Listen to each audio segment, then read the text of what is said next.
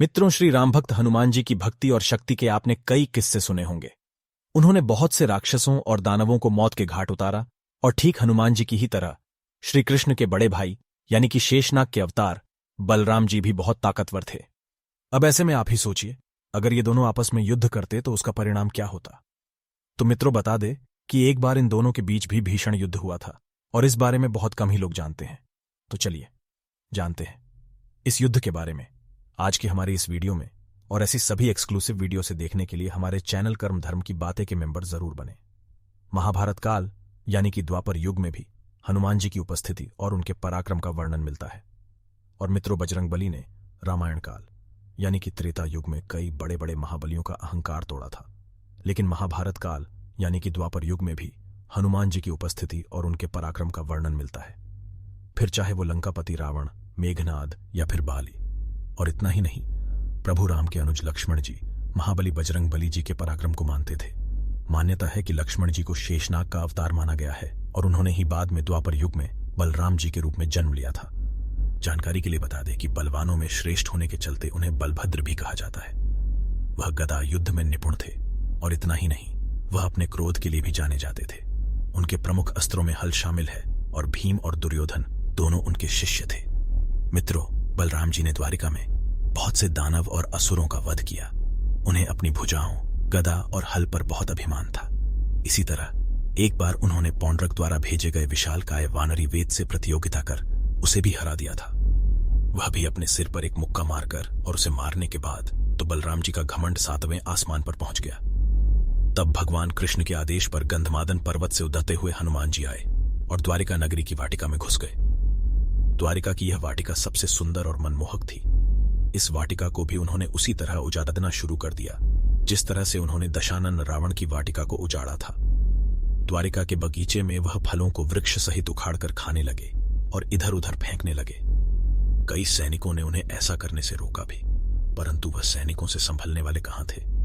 फिर आखिरकार सैनिकों ने जाकर बलराम जी को बताया कि एक वानर हमारी वाटिका में घुस आया है और वह उत्पात मचा रहा है।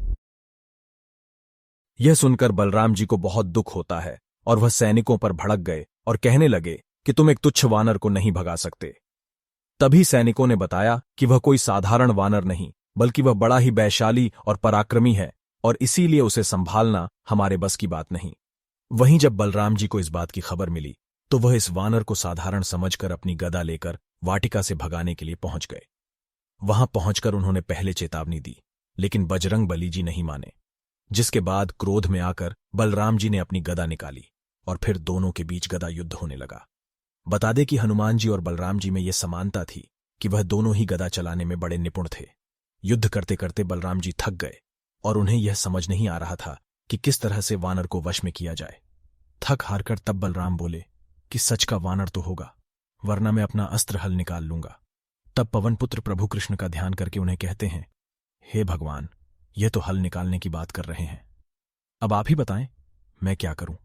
हनुमान जी का यह मानसिक संदेश पाते ही वह भगवान कृष्ण और उनकी पत्नी देवी रुक्मणी प्रकट हो गए और उन्होंने बलराम जी को बताया कि यह पवन पुत्र बजरंगबली जी है। फिर भगवान कृष्ण और बलराम जी को उनके घमंड और माया के वश होने की बातें बता। यह सुनकर बलदाऊ चौंक जाते हैं और फिर वह मारुति नंदन से माफी मांगते हैं और यह भी स्वीकार करते हैं कि हाँ, मुझे अपनी गदा पर काफी घमंड था।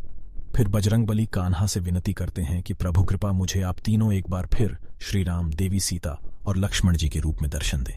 भगवान श्री हरि नारायण भी अपने परम भक्त हनुमान जी की इस इच्छा को पूरा करते हैं, जिसके बाद हनुमान जी उन्हें प्रणाम करते हैं और अपने आराध्य की आरती उतारते हैं। इसी के साथ मित्रों, जाते जाते आपको एक और वाकया बताते हैं कि बजरंगबली जी ने और किसका घमंड तोड़ा था।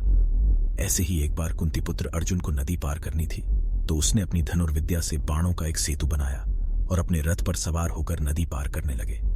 लेकिन जैसे ही वह नदी से उस सेतु को पार करने लगे, तभी उनकी मुलाकात राम जी के भक्त से बजरंगबली से हुई।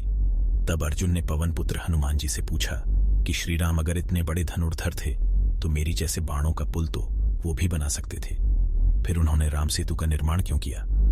मार्ग की ये बातें सुनकर बजरंगबली ने उत्तर दिया, त्रेता युग में मुझसे भी बलशाली वानर होते थे।